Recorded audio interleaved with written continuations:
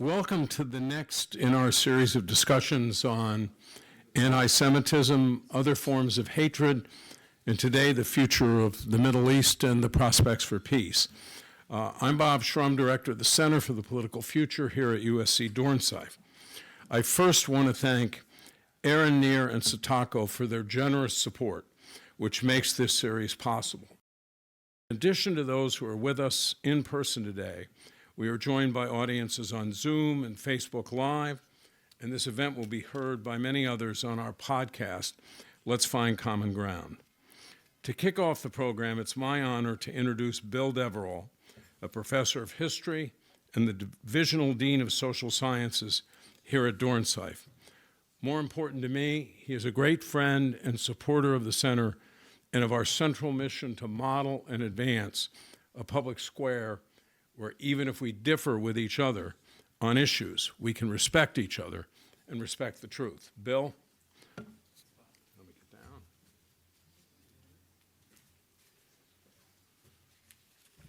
Good afternoon, everyone. Thank you so much, Bob.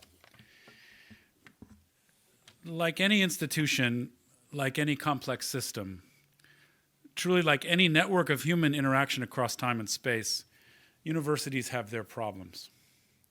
But universities are not the problem in our society. On the contrary, and as forcefully as I can say it, universities are critical players, linchpin actors in searching for, finding, nurturing, and sustaining solutions to the most difficult challenges of our, and indeed of any time.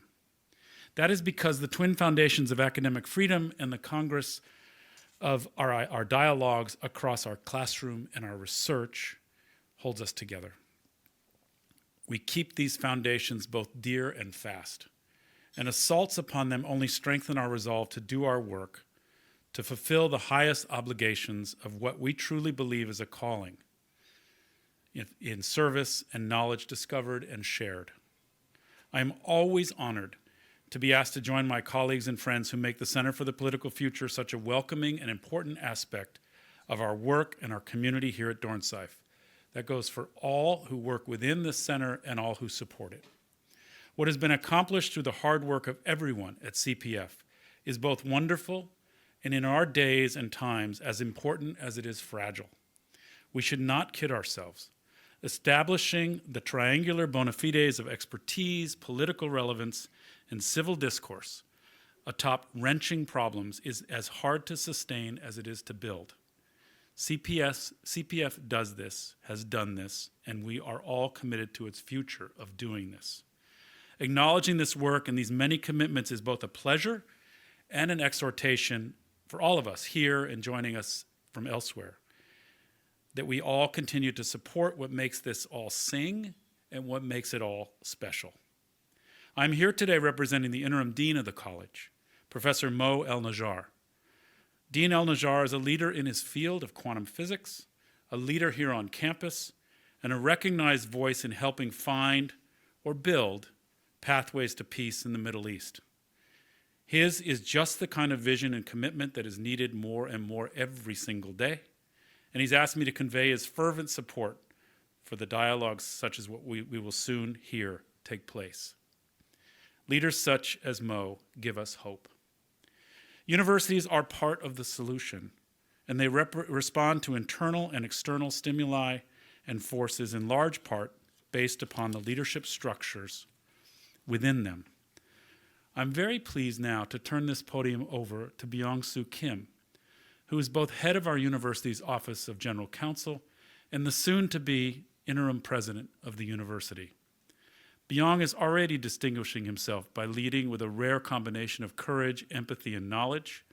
We're all fortunate to have him take this role here at the university, and we're fortunate that he's here with us this afternoon.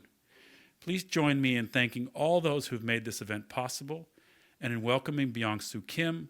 And again, leaders such as this give us hope. Thank you.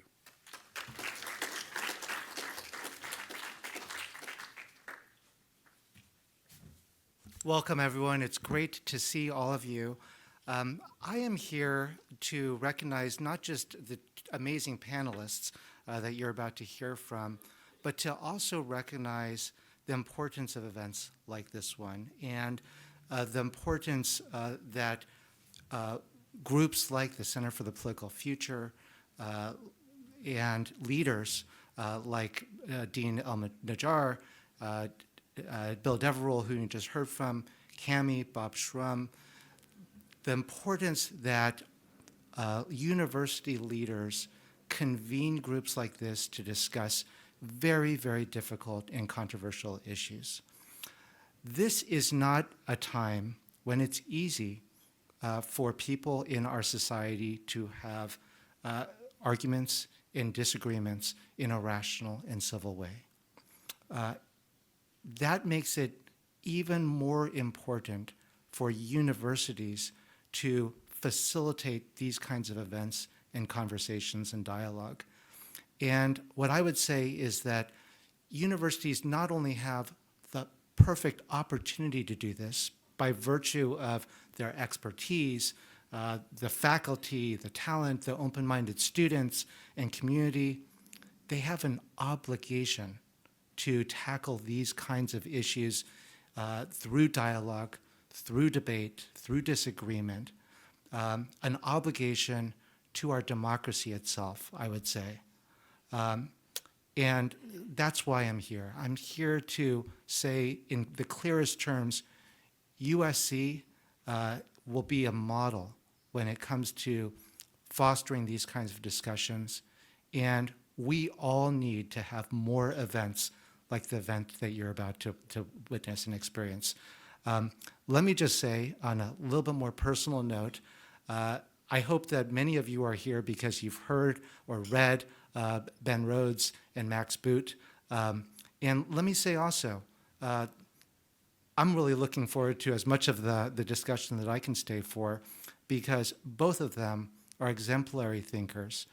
And they're coming at a lot of these issues from different perspectives and different parts of the quote-unquote political spectrum.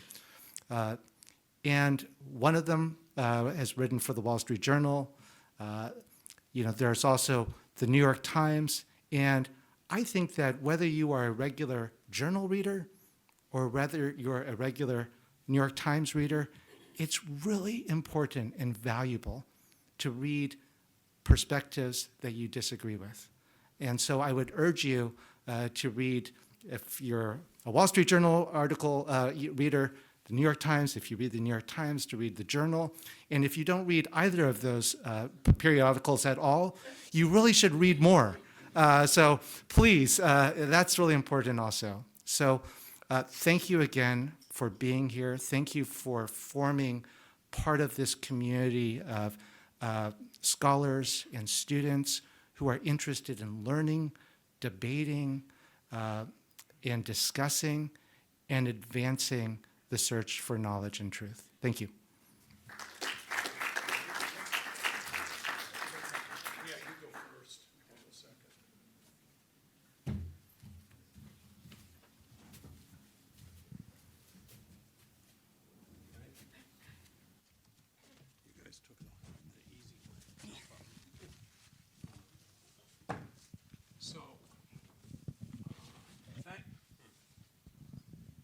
Thank you, Beong, for being here and for your interest in the center and your commitment to our work. Let me say a few words about our panelists, in addition to what you've already been told. Max Boot is a senior fellow at the Council of Foreign Relations, now a regular contributor to the Washington Post. He has written about his journey from, quote, movement conservatism to being a man without a party, unquote. He is a Pulitzer Prize nominated author. His most recent book, Reagan, His Life and Legend, is a New York Times bestseller, and the Times hailed it as one of the 10 best books of 2024. In my opinion, it is one of the finest presidential biographies ever, a penetrating look at the stubbornly elusive and immensely consequential man who was a landmark president for America in the 1980s. Ben Rhodes was Deputy National Security Advisor for President Obama.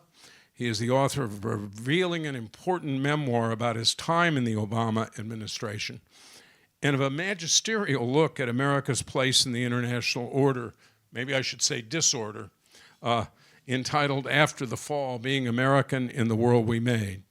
He is a frequent commentator on national television, co-host of the podcast Pod Save the World, and we were privileged to have him as a fellow at the Center for the Political Future. After our conversation, we'll hear some questions from a few members of our audience. Max and Ben, let me start with this. We will talk about the outcome in the Middle East after the wars that once again plague that part of the world conclude, if they do.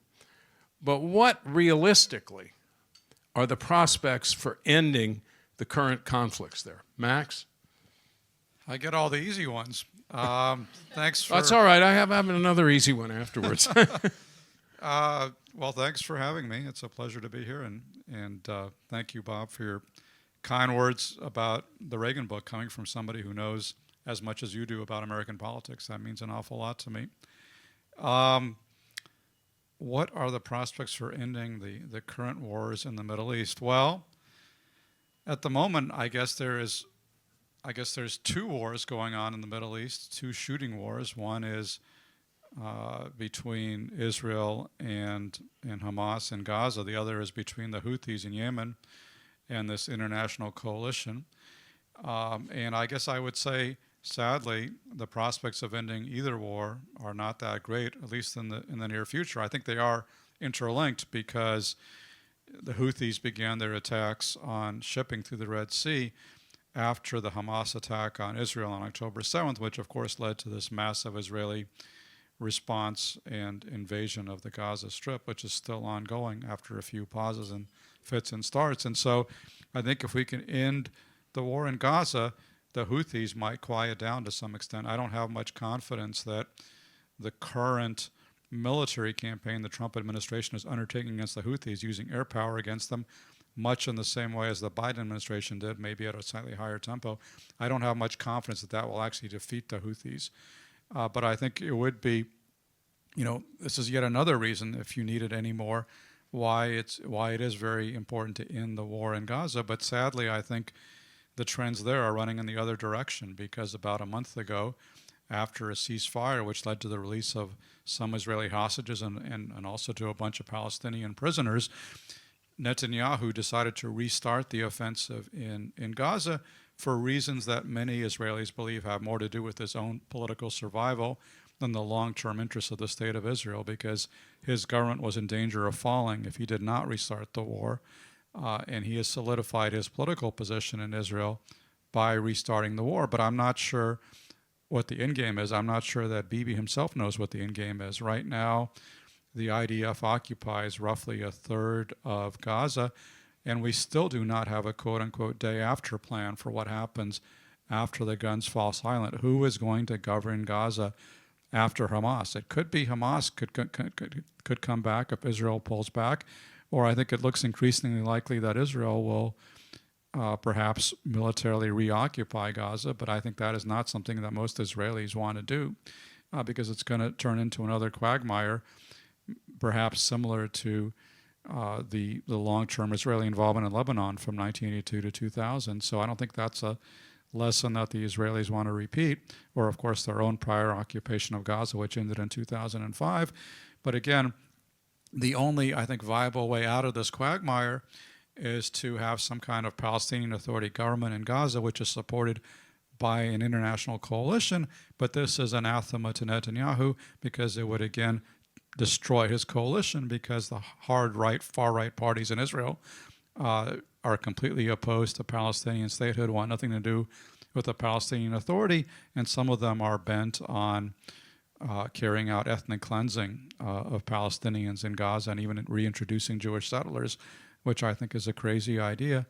And those are not necessarily ideas that Netanyahu shares, but he has to basically mollify his far-right coalition partners. So all of that is by way of saying I don't see an obvious exit strategy from the current conflict, and I don't think that Netanyahu has laid one out. I think this is a massive, massive failure. Yeah. Ben, you want to comment on that and on Prime Minister Netanyahu's role, his political situation, his goals at this point? Yeah, I agree with a lot of what Max said. I guess if I were to add to it, with respect to Israel and Gaza, and to specifically answer your question, Bob, I mean, Prime Minister Netanyahu's principal objective has always been his own political survival, and that was my sense in 8 years of dealing with the man.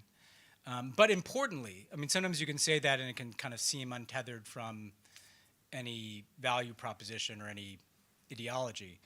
He's always chosen the pathway of political survival to the right and now the far right. And so he's never someone who's like, well, the way I'll survive politically is by, what he'll do is he'll try to bring in, he used to try to bring in someone slightly to his left in the center and kind of thereby end that person's political career by, and there's been a long list of them, people who made the mistake, Zippy Livni, Ehud Barak, people who thought they could come in and play some key role, and they always left more diminished. Bibi's very good at essentially undercutting people that he brought in. So none of those people will come in anymore. And so he's moved Israeli politics steadily to the right over the last 25 years. And that he's finally reached the point where the only place left for him to go to survive politically is the far right. And the stakes are higher because he is facing several criminal prosecutions where if he was not prime minister, he would not have immunity from prosecution, and he could very well likely be prosecuted. And so this is not just political survival, and this may sound familiar as Americans, it's not just political survival, it's literally staying out of prison to be in office. And I think the problem is the only way that he can maintain the support of far-right figures in his coalition who know this is to perpetuate war. And right now, you have a situation in the Gaza Strip that is absolutely abhorrent. You have Israeli military operations in southern Syria. You have Israel potentially pushing for military activity in against Iran's nuclear facilities. There's a ceasefire in Lebanon, but if you talk to people in the region, that's actually a little more tenuous than it looks on the surface. But this is ultimately the price of his political survival. It's this kind of perpetual state of war. And particularly with respect to the Palestinians, this is not an opinion of mine. The stated objectives of his coalition partners are to control and govern and administer the entirety of the Gaza Strip and the West Bank. And that's what they want to do. And so as long as that is the governing ideology in Israel, and that you have this kind of merger between Bibi Netanyahu's political survival and the kind of right-wing political turn in Israel, you're going to have some state of conflict, obviously, because Palestinians are not going to accept that greater Israel concept. Now, it may sometimes be more violent than others, but it's still like an ongoing conflict. I think the only thing I'd add to the discussion, Bob, is that the paradigms that we as Americans have brought to this have also failed. So I was at the latter stages of a peace process in pursuit of a two-state solution. That doesn't work if particularly the stronger party, Israel, is not interested in a two-state solution. And so that kind of negotiated process between the two parties had hit a dead end. John Kerry is really the last one who made a Herculean effort at it and could barely get them to agree on even the terms of negotiations. Then the first Trump administration and the Biden administration embraced the paradigm of, well, let's skip the Palestinian issue and have normalization between the Arab states and Israel. And that worked in terms of normalizing relations with countries like the United Arab Emirates, which have a lot of shared interests with the state of Israel, and brought along a bunch of other countries. The Saudis, I think the Biden people thought, well, if we can get the Saudis involved, that could incentivize the Israelis to moderate their ambitions in the West Bank and Gaza because they'll want this kind of great achievement of normalization with Saudi Arabia. But I don't know that paradigm, that we've learned that paradigm doesn't work either, because you can't exclude the Palestinians from these kinds of conversations about their future. So I think that leaves us with a conundrum where none of the ideas from Washington are pursuing these pathways to peace. And it may be, frankly, that we're not the party that we thought was going to be the third party mediator that was going to accomplish this. But again, I think my view is that the core problem here, and we can. I don't know how much we need to relive Gaza, but the core problem going forward is if Israel has a political project of assuming full sovereignty over the West Bank and Gaza, that's going to be a source of tension. There are other issues in the region, including the Houthis, which Max talked about in ways that I totally agree. Some of those are related, some of those aren't. But in terms of the Israeli-Palestinian issue, I think that's the core insurmountable challenge right now. Okay, well, there's so much there to unpack, and we're going to do it gradually, piece by piece. What about the U.S.? You just referred to the U.S. Does it now have the moral authority and the political leverage to help end the current conflicts, which we say we want to do, and then lead once again in fostering a peace process? Or is that hopeless? And that's where you left off, so I'll start with you. Yeah, we don't have any moral authority in the world right now, and look, we probably never had as much as we thought we did as Americans. I mean, I may probably take a more provocative view on that, but we had some, because we had the authority that essentially we were the steward of a set of international norms that we upheld, and so therefore, even if you didn't like American foreign policy on a given moment, you kind of accepted the premise that we were at the center of the system, and therefore we also played a unique role in trying to fix some of the problems within that system, and the Middle East has obviously been front and center on that regard. Right now, I mean, we're just another big, powerful country with interest. I mean, I think Trump has turned us into not really being any different than Russia, China. We're just another big, powerful country, but we're a more powerful one. We have a much more predominant military. We have much more military reach. So when I say we're like those countries, I don't mean we're like them in scale, but we are like them in the sense of how I think the world just looks at us as another transactional power. Now, the near-term question is, can that transactionalism yield a result that a more kind of values-based or internationalist approach didn't? I mean, that's kind of the argument. If we want to kind of sane wash some of the Trump ideology, like that's essentially the argument they would make. I however, think that the Abraham Accords that they reached kind of highlights the problem with that mentality, because it was a very transactional set of arrangements, right? We actually gave benefits to the countries that normalized with Israel. The countries that normalized with Israel are nearly all autocratic. They got a lot of autocratic benefits from Israel, right? The Emiratis got spyware and surveillance technologies. It was kind of an axis. It was an agreement among a bunch of autocratic powers, including Trump, that achieved some good, right? You like to see normalization. You like to see the building of relations between countries. But it because it had that autocratic mentality, there was no question about like, well, what kind of future are we building for Israelis and Palestinians, and how is this going to lead to a better life for Palestinians and true acceptance of Israel, not just on a transactional basis, but on a deeper basis, where it's not just the negotiations over the heads of people, but you're bringing people along.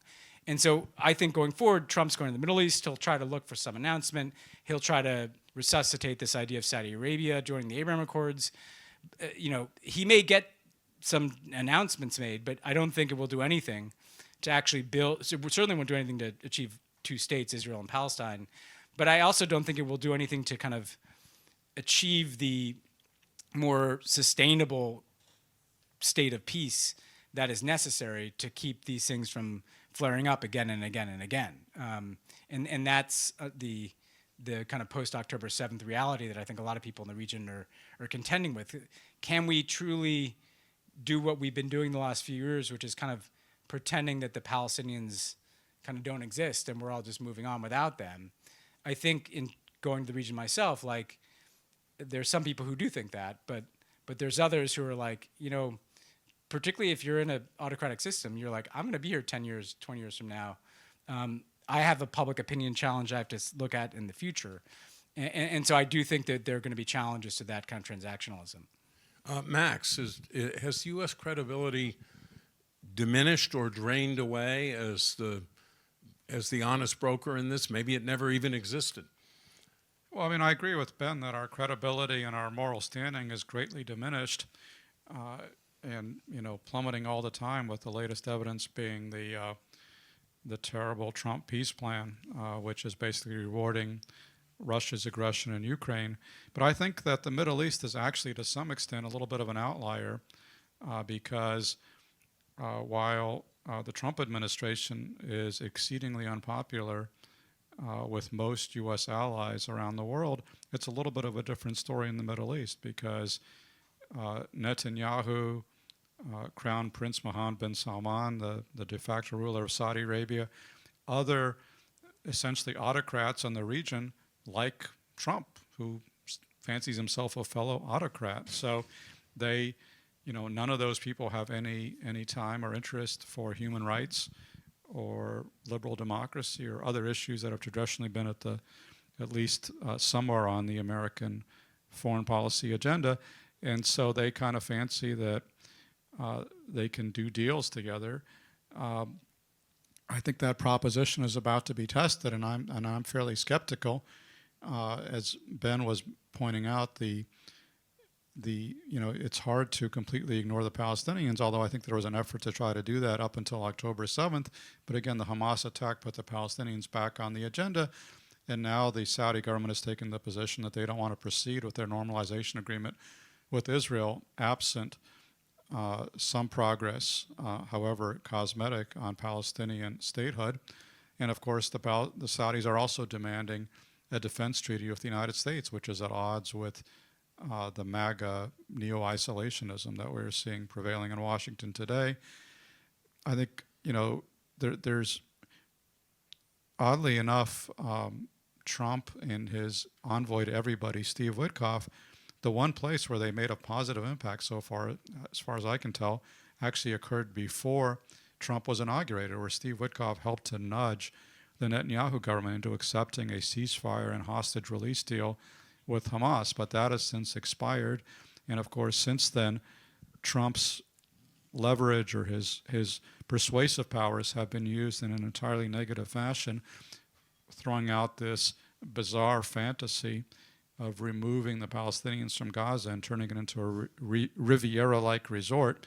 I mean, that's a weird flight of fancy, but it definitely encourages the kind of right-wing extremism that Ben was alluding to on the part of Smotrich and Ben-Gvir and other hard-right members of the coalition in Israel, who actually do want to ethnically cleanse Palestinians, who actually do want to reintroduce Jewish settlers into Gaza, which is a twisted fantasy. So to the extent that Netanyahu has influence over that region, over that issue, it seems to be negative. Now, his role is a little bit more complicated and slightly more positive, I would say, in regard to Iran. And this is actually an issue where Trump and Netanyahu have broken ranks, and Trump, kind of ambushed Netanyahu, not as much as he ambushed Zelensky, but sort of ambushed Netanyahu a couple of weeks ago in the Oval Office, where, sitting next to Bibi like this, he basically announced that he was opposed to military action against the Iranian nuclear program, and he was in favor of talks, which is not what Netanyahu wanted to hear. What he wanted to hear was that Trump was going to support and participate in an Israeli airstrike on Iranian nuclear facilities that was supposed to occur in May, but Trump put the kibosh on that Israeli plan, and instead, again, has dispatched Steve Witkoff, his envoy to everybody, to try to reach an Iranian nuclear deal, which is not what Netanyahu wants to see, at least not in the way it seems to be envisioned by Witkoff, because Netanyahu's idea of an Iranian nuclear deal is a Libya-style deal where all of the nuclear equipment that Iran has, all their nuclear fuel, is going to be taken out, exported, destroyed. The whole program is going to be razed to the ground, which I think that the chances of the Iranians agreeing to that are close to zero, because they saw what happened to Muammar Gaddafi when he agreed to it. And so for the Iranians, the nuclear program is basically an insurance for regime survival. They're not going to give up very readily. Now there's talk about, they may allow the Iranians to maintain a quote-unquote civilian nuclear program. There's a question about whether they would be allowed to enrich and to what level. And in some ways, we're kind of going back to the JCPOA, which the Obama administration negotiated, the Iranian nuclear accord, in which Trump exited in 2018, calling it way too soft, and now he is not, Iran is on the verge of acquiring nuclear weapons capacity, and so Trump is trying to address that by resuscitating the JCPOA in some form. I don't know if he's going to be successful, but it's an interesting impulse because it actually stands in opposition, at least at the moment, to Netanyahu's desire to go to war against Iran. So, it's a complicated world. I would say in 90% of the world, Trump is a very malign influence, but when it comes to dealing with the Iranian nuclear program, he could actually be playing a more positive role at this point than the Israeli government. So Gaza, Saudi Arabia, Iran, let's deal with them each one by one. You sounded pretty hopeless about the outcome in Gaza and the notion that the war would end. It does have to end someday. And despite the loose talk and the fantastical notions that Max referred to, what can happen there? What is likely to happen there? And what will be the consequences? I, at the risk of perpetuating the pessimism, and I'm more optimistic in some of the other issues. Right now, the current course is the ethnic cleansing of the Gaza Strip. That is what's happening. The Israeli government has announced that nobody's going to be allowed to go back to 20% of the land in the south around Rafah, and is occupied a slightly smaller amount of land in the north, and has kind of pushed everybody, almost all of whom are homeless, by the way, into this kind of enclave against the water. The President of the United States is saying those people should all leave Gaza. And the Israeli government, or leading figures at least, like Ben-Gvir and Smotrich, are saying the same thing. And so I'm not saying that's likely, but that is actually what is happening.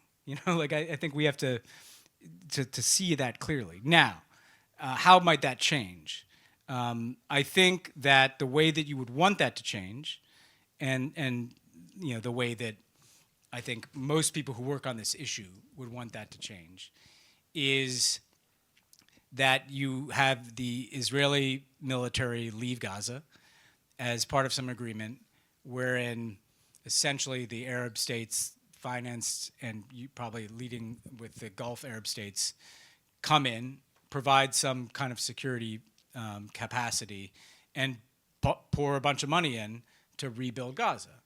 And ideally, as an exchange for that, the Palestinians kind of put together an alternative leadership to Hamas to be the leading political entity in Gaza.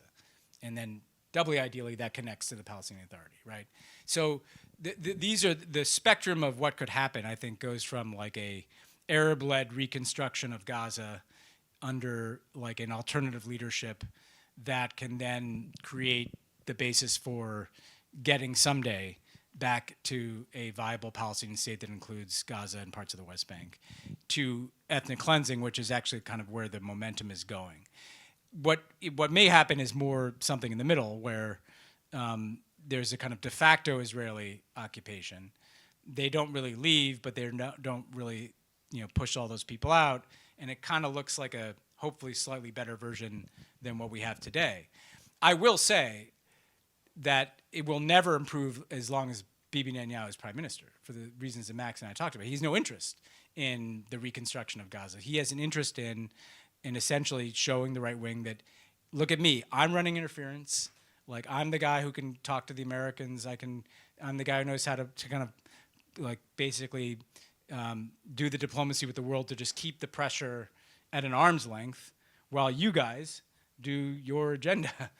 That's what I see happening. And so I think that look, if you really want peace or a two-state solution or any kind of peaceful solution, you're going to need different leadership in both the Israeli government and in terms of the Palestinian leadership. The Palestinian leadership will have to literally be built, but I think that's possible given the resources in that part of the world. The Israeli question is one for Israelis, obviously, and I'm not sure what is going to stop this cycle of, because we're now, with Netanyahu, we're going, 2009, he was elected again. I mean, with a brief interlude, he's been the dominant figure in Israeli politics since. So the reason I'm pessimistic is it just we keep waiting for this moment that's going to arrest the direction of events.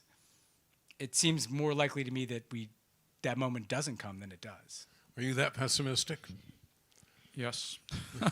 I don't think, it's hard to, the Middle East is kind of where dreams and hopes go to die, and I think we're seeing for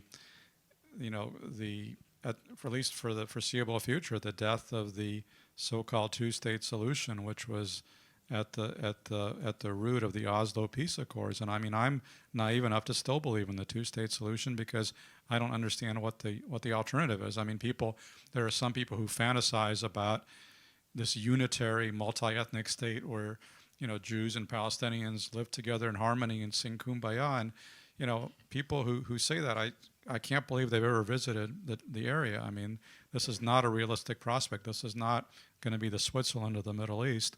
So a one-state solution I don't think is, with Israelis and Palestinians living together, I don't think is in a democratic entity is not going to happen.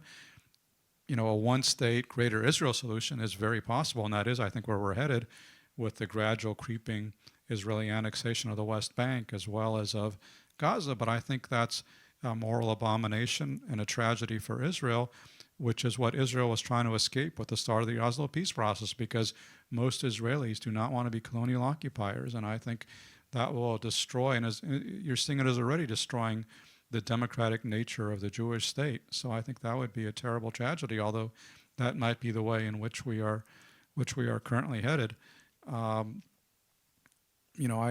wish I had greater grounds for optimism, but I think the situation is kind of bleak right now. It's as John McCain liked to say, it's always darkest before it turns pitch black, and it kind of feels like we're about to turn pitch black. Yeah.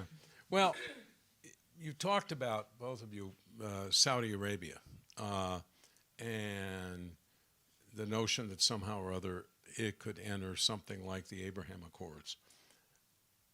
Are the Saudis ever going to do that if we get to this greater Israel that incorporates Gaza, the West Bank? The Palestinians have basically no rights or very diminished rights. Aren't the Saudis just going to walk away? And isn't Israel going to end up in a more isolated position than it has been at any point in the past? I mean, I don't know what the Saudis are going to do, because it's very hard to predict, because remember, what Saudi Arabia will do is entirely dependent on what one person thinks. It's kind of like our government right now. MBS could change his mind tomorrow about what he wants to do, and I don't want to place any bets on what that's going to be. And I could imagine some deal making between MBS and Trump, and which who knows how that will work out. So very hard to predict. Sorry, how did I get into? What was the? Well, I got off on a tangent. What position does it leave Israel in? I think whatever happens with Saudi Arabia, it's not going to be the salvation of Israel. I mean, they already basically have de facto normalization with Saudi. The Saudis and Israelis are already very tight, as they are with the Emiratis.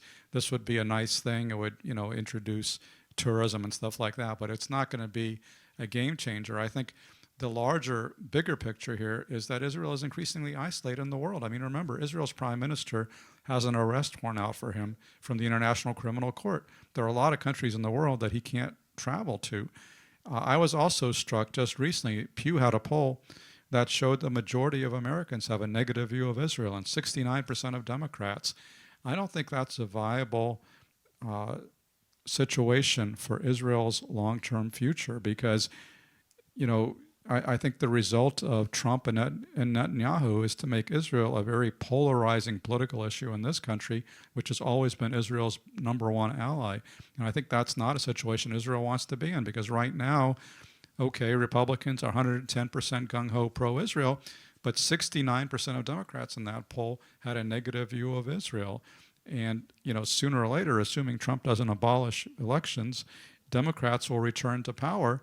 And I think Israel will face a very skeptical, at a minimum, U.S. government at that point, which will not be good for the long-term standing of the state of Israel to isolate itself from the rest of the Western world. It doesn't. I don't think most Israelis see their future as lying with, Viktor Orban and MBS. You want to comment on that, and then I want to talk about Iran and kick off with Actually, you. ask about Iran because my Iran answer will probably bring in the Saudis. So. Okay, look, you played a major role in the Obama-era nuclear deal with Iran, as Max said, later repudiated by President Trump during his first term. Now, if you believe the New York Times, Israel has been apparently itching, or at least the Netanyahu government has been, for an attack on Iran's nuclear facilities, while the Trump administration is suddenly trying to prevent that and negotiate a new deal with the Islamic Republic. Max, you're kind of doubtful that the Islamic Republic will ever do that, given what Trump wants.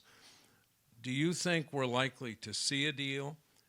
And if we do, will it be significantly different from the one negotiated by President Obama?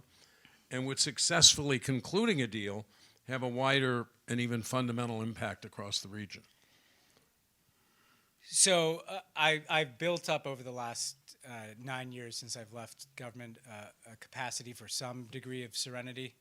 But I have to tell you that this thing, I have to do breathing exercises when I think about it, because essentially we negotiated a deal. People like Trump made a series of incredibly disingenuous arguments against it. Trump probably could not even describe what the terms of that deal were. It was a black president making a deal with brown people, and that was, I'm just being blunt. I think that was what he was trying to tap into in this country. And then he tears it up over the objections of his own advisors, some of whom had also opposed the deal, but once it was in place, it's like, well, this is better than not having one. Because the argument we made at the time that everybody said was hyperbolic was, there's three options. You do a deal, they get right up to the doorstep of a nuclear weapon and can weaponize, or you got to go to war to take out that nuclear program. There's not some option where you magically sanction them into just saying we're going to give up our entire nuclear program. And so Trump, having torn it up, and now the predictable consequence is Iran is at the doorstep of a nuclear, and their nuclear capability is farther advanced than it ever has been. And so he doesn't want that. And now this is where Saudi Arabia comes in. The other thing that has changed is that the Saudi view has changed from 2015. The Israeli view hasn't. But part of what changed the Saudi view is there was an incident in Trump's first term where the Iranians hit some Saudi oil fields, kind of indicated that they could do that. They also hit the Emirates, indicated they could do that. They have messaged to the Qataris, well, if we are under existential threat from the Americans and Israelis, we are going to bomb Qatar, Saudi Arabia, and the Emirates. And the Saudis and the Qataris, at least, are like, wait a second, we'd rather just kind of get this out of the way here, And so I think now what's changed is the Saudis have normalized their relationship with Iran. And so what's different from today, from when we were there, is we had the Saudis and Emiratis and the Israelis against a deal. Trump has the Saudis in support of this deal and the Qataris in support of this deal. And he's going on his first trip to the Middle East, and he's going to go to those Gulf countries who want this deal. Trump, I'm sure, would like to announce something on that trip. I don't know that they'll get all the way there, but he'll announce something. And I think that if they are willing to swallow the same deal we did, which is they're not going to give up their nuclear program, we'll let them have some symbolic enrichment, but they ship all the fuel out and let all the inspectors in, why wouldn't you want that deal? Was the argument we made back then. And I think they may very well get it. And they'll have to, they'll invent some reason why it was better than Obama's deal, to be 1 year longer, 1.1 percentage enrichment lower, fine. I mean, I'd just rather there not be war. Because the problem is, what Trump has also learned is that in any war game scenario, and I've been in them, if Israel hits Iran's nuclear facilities, we are in that war the next day, whether we want to be or not. Because the Iranians will hit back on the Israelis in a way that drags us into it. And even, Trump has many strange interests one of them is not to get into some big war with Iran in the Middle East. So I actually think there's enough converging interests for this to get done. And I think, again, like this is where the Saudi, because I agree with Max, like even if the Saudis did normalize relations with Israel, it doesn't really change anything. Like the Palestinians are still where they are. There are commercial flights between Riyadh and Tel Aviv, and there's some commercial deals on technology, but it's not like that solves the problem. But on this one, actually, I think if that temperature is down between the Gulf Arab states and the Iranians, then that could open up a deal. I'd say one other thing, and I know we don't have time to talk about it, but the other thing that is worrying those Gulf Arab states is in part because of what's happened in Gaza, in part because of what Trump is doing with USAID, and in part because of their own nature. The Egyptian and Jordanian governments are very fragile. And so they're like, we got to close it. I think MBS is like, I see a bunch of pots about to boil over. I could have like a Tahrir Square in Egypt blow up, in a year. I could have the king of Jordan be destabilized by what's happening in Gaza. I don't want this conflict with the Iranian. Let's just park this one. And so I think that's part of what is driving some of the momentum behind this too. Well, thank you for all those notes of hope. No, weirdly, it is hope because necessity is the mother of progress in that region. Do you think necessity can actually overcome the obstacles you were identifying to a deal with Iran? I mean, I think it's certainly possible. I mean, as I said, I would not say this about many countries or many regions around the world, but I think in the case of Iran, Trump, at least for the time being, I think is a somewhat positive influence, and especially in holding in check Netanyahu's desire to start a war with Iran. And I think, yeah, if they can, if they can kind of reinvent the JCPOA, I think that would be a good thing, kind of in the way that in his first term, Trump reinvented NAFTA as the USMCA and made some cosmetic changes and claimed it was the greatest deal ever. I think that's not a bad model. I mean, it's a lot better than like the other stuff he's doing, which is threatening to cause a global recession and a financial collapse with his tariffs. Let me get to some bottom line questions. Two-state solution ever going to return? Well, as I said before, I don't see what the long-term alternative is. I see that there are the de facto alternative is a greater Israel, with Israel in perpetual occupation of discontented and increasingly violent Palestinian populations in Gaza and the West Bank. And maybe Israelis will decide that's the lesser evil, but I don't think that is something that is conducive to the long-term health of Israeli democracy, because basically what you're going to have is an area between the Jordan River and the sea where you have roughly equal numbers of Jewish and Arab inhabitants, but aside from the 2 million or so Arab citizens of Israel, the other Arabs are not going to have any political rights.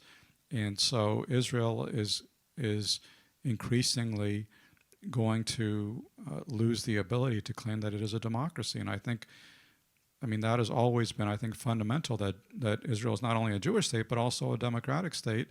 And I think it would be a tragedy for Israel as well as for the Palestinians if it loses that democratic character.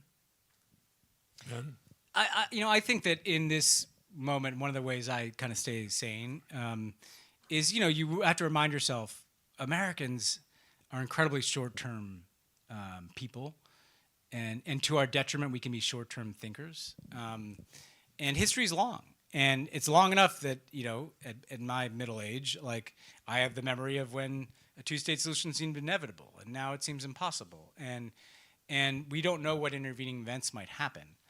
I do think that even though we are in a period like where the wave is building and maybe even cresting for autocrats and kind of ethno-nationalism, and it's kind of fueling all the worst elements of Israeli politics in the same way that it's fueling all the worst elements of ours and many other countries around the world, that if 10 years from now you're a country that is trying to hold on to greater Israel and you've committed, you've got war crimes prosecutions out for your political leadership, and it's not as sustainable. The pendulum is going to swing in different directions in global politics. Let me talk. So all I was going to say is that I think that I don't know how we're going to get back there, but I do think that a lot is going to be broken and already has been. But we have to maintain the sense of, well, what are you going to tell 7 million Palestinians, and it could be a growing number, what their sovereignty is? That is a problem that will demand a solution. 5 years from now, 10 years from now, 20 years from now, at some point, there will be a conference where this is determined, and in one way or another. And I still think I'm with Max, like having their own state is the most rational, logical, and legal recourse for that. Well, before I get to our student questions, let me talk about what I think of as one other impediment to the pendulum moving. I was very involved in Ehud Barak's campaign in 1999, in which he decisively defeated Netanyahu, and people thought that was the end of Netanyahu's political career, which it certainly was not.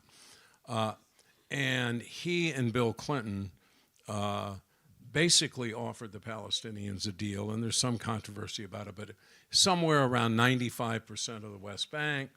They got to have jurisdiction over the Temple Mount, but not the wall. They got the Christian quarter in Jerusalem and the Arab quarter in Jerusalem, and I'm forgetting now, the Armenian quarter got to vote. Yeah. And everybody knew how they were going to vote. They were going to vote to be part of Israel. And by the way, for the 95%, the 5% they lost, there was going to be compensating territory. And at the end, when Arafat was still dragging his feet, Clinton said, look, there's not going to be a right of return for all these people, but we can supply about, I think it was $13 billion to compensate them, and we can wrap this whole thing up. Arafat would not sign the deal. He just wouldn't.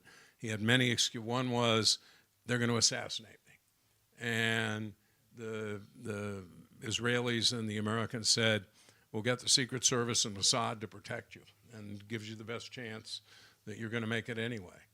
Another was, well, people have the keys to their houses and they have to have the right of return. Who actually represents the Palestinians that could be a credible interlocutor in the peace process and then could play an effective role in governing the Palestinian territories? Well, I think the best bet, if you look at public opinion polling, the most popular Palestinian leader by far is Marwan Barghouti, Yeah, I was gonna say who has been locked up in an Israeli prison for more than 20 years on terrorism charges. But he is somebody who was part of an aide to Arafat, part of the Fatah faction, a secular nationalist who has always said that he was in favor of the Oslo peace process and the two-state solution.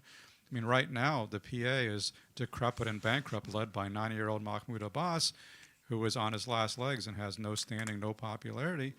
I think, I think the question is what happens after he is gone. And if Israel is smart, which it probably will not be, it would release Barghouti and let him run to succeed Abbas, because he has greater standing than the leaders of either the PA or Hamas at this point. I think, I don't know that he can pull off a resuscitation of the two-state solution, but I think it's a Hail Mary pass you gotta throw.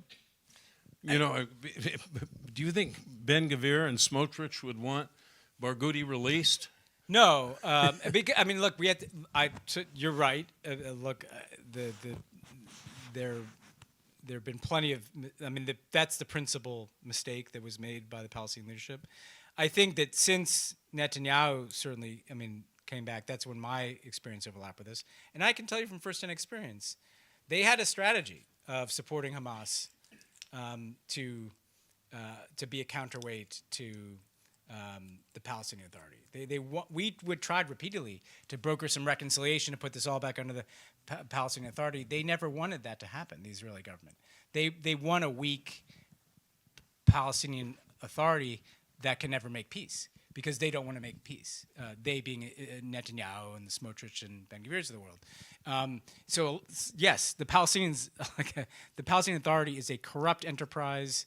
The reason the Arabs are frustrated with it is they give money to it and it disappears. They run by a 90-year-old guy, chain smoking in Ramallah, who just shows up only for photo ops with foreign leaders who want to make it look like they're talking to the Palestinians. Hamas, we like saw the nature of their ideology on October 7th, but nobody is allowing like a different Palestinian authority to emerge. Where I want to be hopeful about the future of the region is like there are younger people. There is a talented, capable set of Palestinian technocrats, professionals in the West Bank, in Gaza, in the diaspora, that if you actually wanted to attract Palestinian talent and say, we will invest in you, like we will build from the bottom up a different kind of Palestinian leadership, and a guy like Barghouti could be like a bit of a connective tissue to that kind of effort. Like what would make me hopeful is to see young people regenerate that, you know. And I think what's happened in Syria, which I actually find hopeful, even though it's got challenges attached to it, is getting a lot of people's attention in the region, you know. I'm not saying that this is a perfect leader in al-Shara, but he's a young guy who evolved, you know, and we need to allow space for young people to evolve in that region. And so that's where I find some hope too, is like, how do we get young people up? Because there's an interest served, everybody's interest is served by having Abu Mazen and Mahmoud Abbas just sitting there in Ramallah, because some of the older autocrats in the region don't want the idea of like a younger, dynamic politician, right? It's not just the Israelis. But I think until we break that cycle, we're not going to get the partner on the Palestinian side. And until Bibi's gone, we're not even going to have the possibility of having that partner on the Israeli side. Okay, now let me turn to questions from our students. Our first question is from Duncan Law, who's a master's student studying public policy. Hi. First of all, longtime fan of the pod, so I'm really happy to have you here. In your writing, Ben, you've tracked how authoritarian ideas have spread globally while liberal democratic ideas seem to have stalled. Clearly now, this is a large group of autocrats. I mean, we see that at CPAC every year, and now they're running through the White House. Why do you think authoritarianism has such global momentum and liberal democracies seem to stall out? And what could an international democratic movement learn from the way these authoritarian leaders seem to be collecting? Yeah, the quick answer I'd give to this, because I wrote a whole book about it, so I unfortunately can go on. But look, I think that essentially you had a steady of erosion in confidence in globalization, in the institutions of globalization, in the arrangements of globalization. I believe that the 2008 financial crisis, for instance, which is a much more important event than we even recognize. Because that was kind of it was already fraying, right? People were already noticing extreme inequality. They're already feeling like this is encroaching on their identities. The Iraq War made people wonder about the idea of having one hegemon that could do that. And so you already have this kind of question. And then the bottom falls out of the global economy in ways that were much worse in other countries than even in the United States. And people are like, this whole thing is corrupt. It's all rotten. And what's interesting is the backlash to that got captured on the what I'd call the ethno-nationalist right. In the absence of confidence that the system can be reformed, you could have turned to the socialist left, Bernie, in this country, or you could have turned to basically the ethno-nationalist right, which has got the oldest identity politics play in the book, your traditional identity. Your nationalism, who you hate, the us versus them. I can't give you an answer to your problems, but I can tell you who to blame, And so they had an easier message. And then the second piece that's important is that they did network. I mean, I write about this in my book, but I was, it's right staring you in the face. You want to talk about consultants? Bibi's consultants in 2009 were two American Republican political operatives who, after running a campaign for Bibi in 2009, they ran Orban's campaign in 2010. And guess what? Those campaigns are very similar. George Soros was the bad guy. People are plowing money in here. There are common threads, political strategies, media strategies, convenings. There's a lot of connective tissue from Trump to Netanyahu to Orban to Putin. They studied the playbook of how they transformed these autocracies into democracies. I said to the Hungarian, tell me how your country went from being a liberal democracy to a single-party autocracy in a decade. He said, well, that's simple. Orban got elected in 2010 on a right-wing populist backlash to the financial crisis. He packed the courts with far-right judges who would find in favor of his power grabs. He redrew the parliamentary districts to make it easier for his party to get elected. He changed the voting laws to make it easier for his supporters to vote, including people outside the country, and harder for his opponents to vote. He enriched some cronies through corruption who financed all of his politics. They bought up the media and turned it into far-right propaganda. Then they used social media to demonize his opponents, and they wrapped it all up in an us versus them message. Us, the true Hungarians, against them, the immigrants, the Muslims, the political elites, George Soros. And I'm sitting listening to this guy, and I'm like, well, I know that playbook, and that was 5 years ago, you know? And so I think what the left, center left, or basically small d Democrats have to do globally is mirror that, you know? We need to be invested. I mean, I won't get into too much detail because we don't have time, but like, stop fighting with each other, recognize the existential crisis that we're in, invest in each other's success. It drove me crazy. A bunch of things Joe Biden did drove me crazy. One thing is that he wouldn't help people win, that we wanted to win. We need to help progressive or center-left parties win elections in other countries and not be adhering to some norm that we don't get involved. No, we are in a sinking ship, and if we don't start pulling each other up, we're all going to go down. And so I think you need a similar kind of solidarity, shared strategy, shared media spaces, shared media platforms, shared financing where you can. We need to care as much about what happens in other countries' elections as the far right does. Max, you grew up in authoritarian Russia or Soviet Union. How do you react to that? How does it all impact the Middle East? Do you agree with that diagnosis?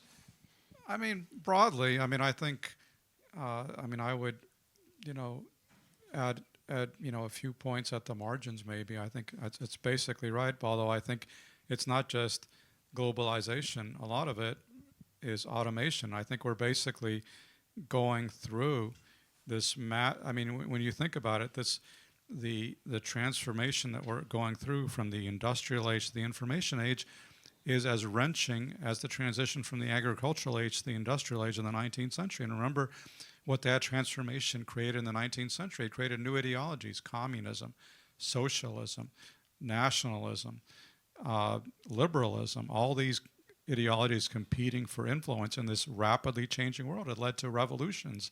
It led to the destruction of the old monarchies and the rise of new constitutional republics and new authoritarian regimes. And I think, we're going through something similar now. I think globalization is certainly part of it, but I think the largest part of it is automation, the changes in fundamental technology. And I think that's what, Trump is going to discover right now, because he's really focused on stopping globalization to the great detriment of the global economy.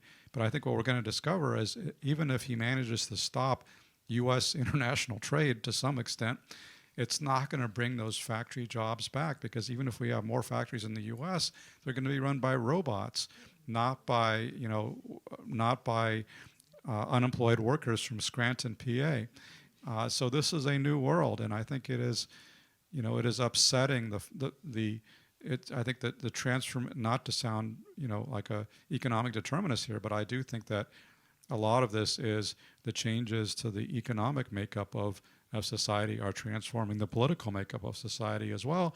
And I think, one of the technological changes, which I think has been very destabilizing and disruptive, is the rise of social media and the loss of any agreed narrative about what we are facing. And I think, it remains to be seen whether social media and democracy are compatible.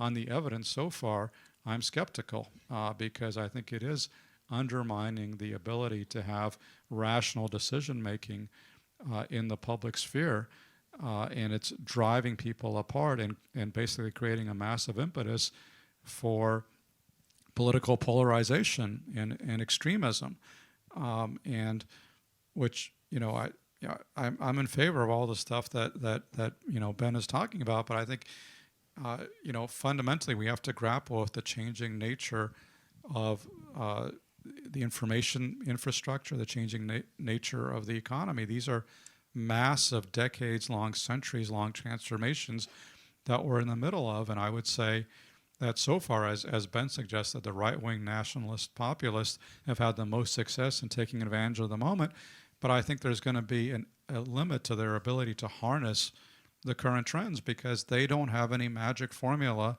for prosperity. And you're seeing it right now where Trump is crashing the goddamn U.S. economy. He is crashing. He is creating a one-man recession unless he backs off of his suicidal tariffs. This is the greatest act of sabotage to the American economy that I think anybody has ever committed.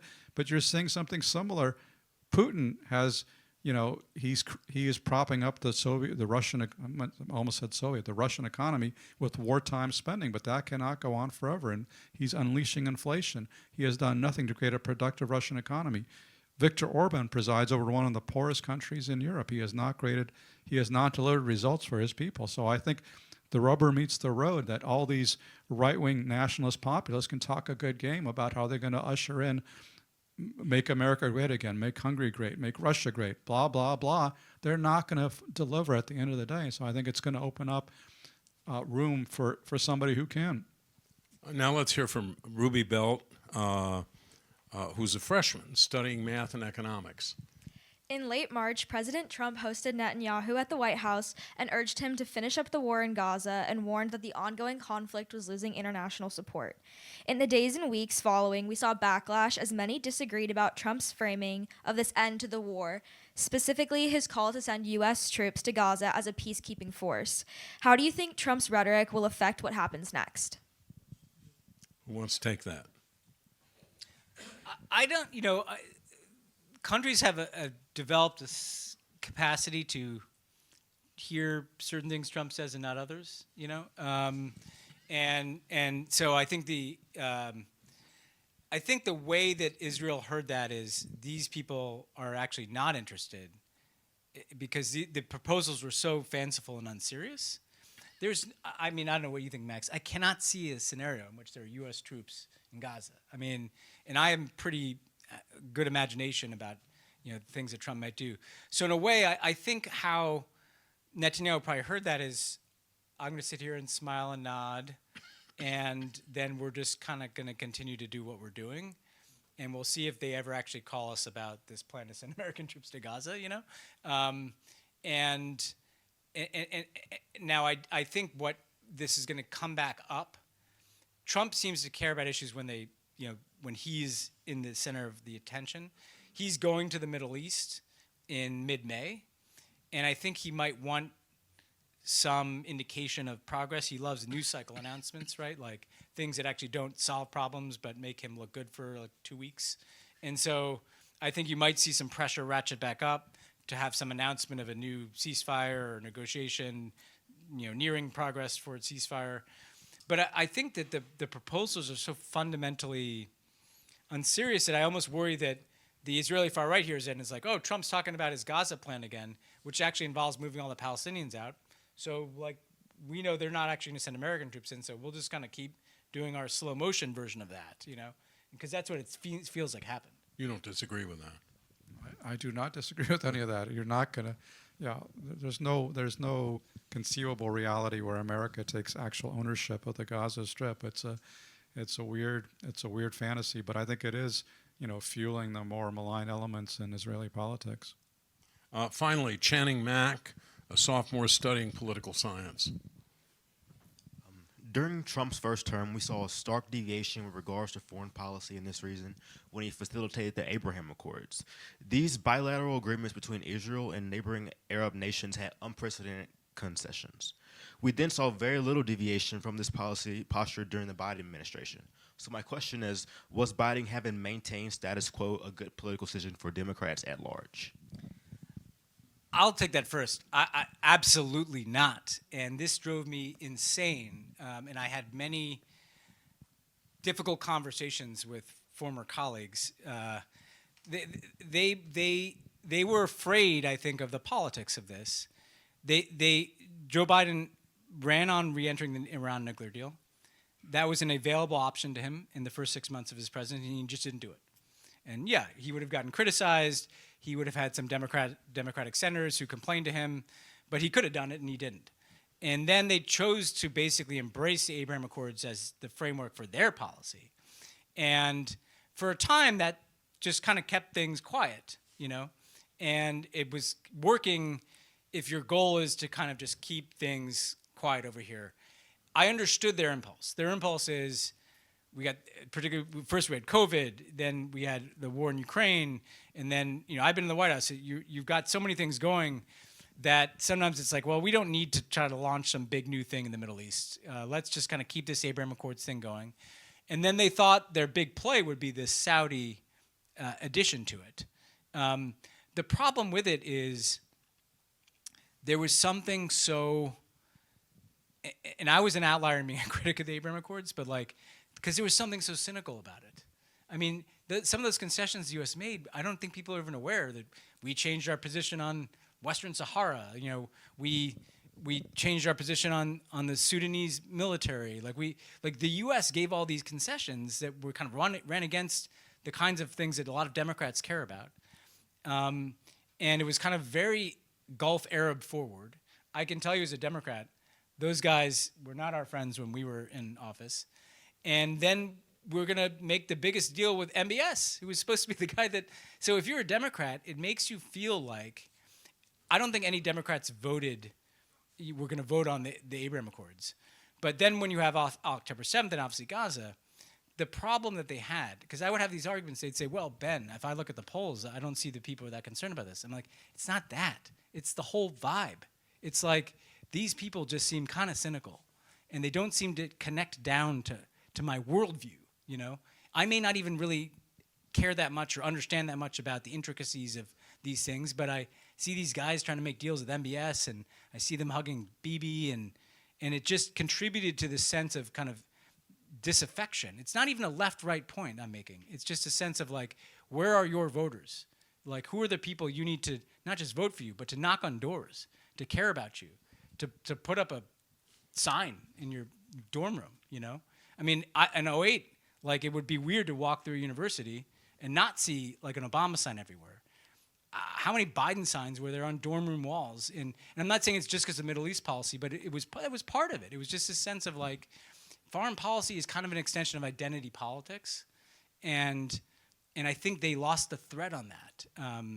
And so that would be my plea. Max, the irony here is, if Ben's right, and basically they wanted to stay away from dealing with the Middle East because it was going to be too difficult, too controversial, then you have October 7th happen, and arguably Democrats paid a huge price ultimately in the reaction And one to thing that. I should say, because John Kerry used to say this, sometimes a peace process doesn't solve the problem, but it prevents an October 7th from happening. Because if you're in a negotiation, it's harder for Hamas to do something like that. Yeah, I mean, I'm a little bit more sympathetic to Biden, even though I'm not a Democrat. I'm an independent. But I think he was, after October 7th, I mean, again, before October 7th, he was preoccupied with the Ukraine war, which I do think is the great existential moral crisis of our time. After October 7th, he was caught in a no-win situation where he was trying to... And I'm sympathetic because I'm pretty centrist these days, and I think that Biden was experiencing the perils of centrism because he was not pleasing either side. He was offending, the hardcore 110% pro-Netanyahu supporters, many of them in the Republican Party in the U.S., and at the same time he was alienating a lot of Arab American voters, a lot of young progressive Democrats who felt like he was too supportive of Israel. But I think what he was trying to do was to tread a middle ground, and probably not all that successfully. But I think he recognized two fundamental points, which I think are both true, and which I fundamentally agree with. One of which, the first point is that what Hamas did on October 7th was heinous, unprovoked, and Israel has a right to self-defense. Israel has a right to strike back and defend its country. Nobody would ever tolerate this kind of barbaric attack on their soil by a terrorist group. But the second point, which Biden also recognized, and so the first point is one that Republicans generally agree with, but the second point that Biden also recognized was Israel has to be proportionate in its response. They cannot inflict undue suffering to Palestinians. They will create more enemies than they eliminate, and they will create a worse crisis than the one they encounter. And that was an unpopular point with many on the right. But it also didn't go far. He also did not go far enough for the left by not cutting off all U.S. support for Israel. And so it was a fundamentally unsatisfying and, politically self-defeating strategy to some extent. It may have cost them Michigan, who knows. But I'm not, thank goodness I'm not in charge of anything. I just run my mouth. But, and so I don't know what I'd have done if I were in a position of responsibility, but I can see where Biden was coming from. I can see the competing imperatives that he was trying to balance. Let me thank Max and Ben for running their mouths here today. And for the occasional notes, glimmers of hope that they may have offered. Let me thank all of you who are here with us or watching on Zoom or Facebook Live or who will hear this on our podcast, Let's Find Common Ground. Personally, I wish for better days ahead. And on behalf of the center and our superb staff who make all these events possible, they really do it. I wish you all a great summer. We will, by the way, have one other event. It will be virtual. It's on May 1st. The Politics of the Papal Conclave. I want to do it because I did an event like that in 2013, and I was in Italy, and everybody was agreeing, all the Italian experts were agreeing that it was going to be, some very conservative cardinal, someone in the mold of Benedict. And I said, I don't know. Maybe there's a John the 23rd hiding in the corner. Well, it turned out there was. Now, it could go the opposite way this time. But anyway, recognizing that there's a lot of politics involved here, even if you believe the Holy Spirit's trying to tell people something, they may not be listening. We're going to talk about those politics. So if you want to join us virtually, do that. Look forward. We do a lot of stuff like this, and I hope you look forward to seeing more of it next fall. Thanks, everybody.